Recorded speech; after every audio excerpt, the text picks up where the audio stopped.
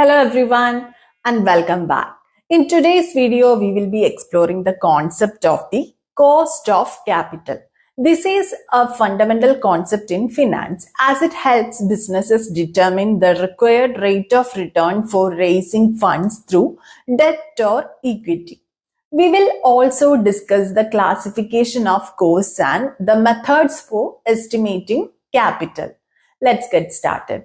First, let's define cost of capital. The cost of capital represents the rate of return required by investors for providing capital to the firm. Essentially, it's the cost a company incurs to finance its operations, whether it's through borrowing, means debt, or issuing shares, which is equity. Businesses need to understand the cost of capital to make informed decisions about investments and financing. Now, let's look at the classification of costs. First one is cost of debt. This is the effective rate a company pays on borrowed funds.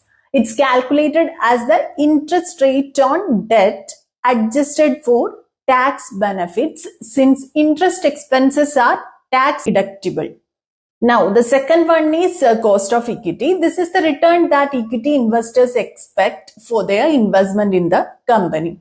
It's typically estimated using models like the dividend discount model or DDM or the capital asset pricing model CAPM. These models help calculate the expected return on equity based on dividends or market risk. The third one is cost of performance shares. This is the cost associated with paying dividends to preference shareholders. It's calculated by dividing the dividend paid on preference shares by the market price of those shares. Now, the fourth one is composite cost of capital, also known as the weighted average cost of capital, WACC. This is the overall cost of all sources of capital, debt, equity, and preference shares combined. The formula for WACC is WACC equal to E divided by V into RE plus D divided by V into RD into 1 minus T, where E is the market value of equity, V is the total market value of the firm's financing, which is equity plus debt. Then RE is the cost of equity, D is the market value of debt, RD is the cost of debt, T is the tax rate. Next, let's discuss how we go about estimating the cost of capital. There are two key approaches. First one is cost theory. This theory evaluates the cost associated with different types of capital such as debt, equity, and preference shares. Each source of capital has its own cost and the firm must weigh the cost of all resources to determine the overall cost of capital.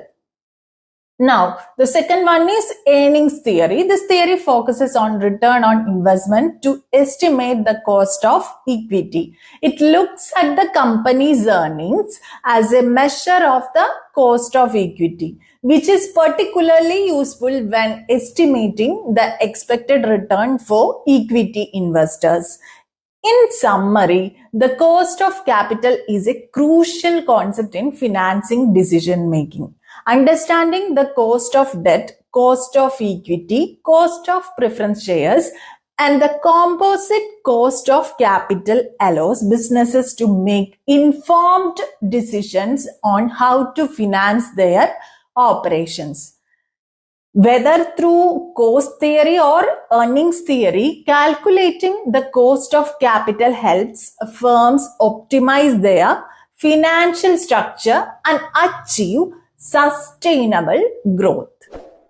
Thank you for watching. If you found this video helpful, don't forget to like, share, and subscribe for more insight. See you in the next one.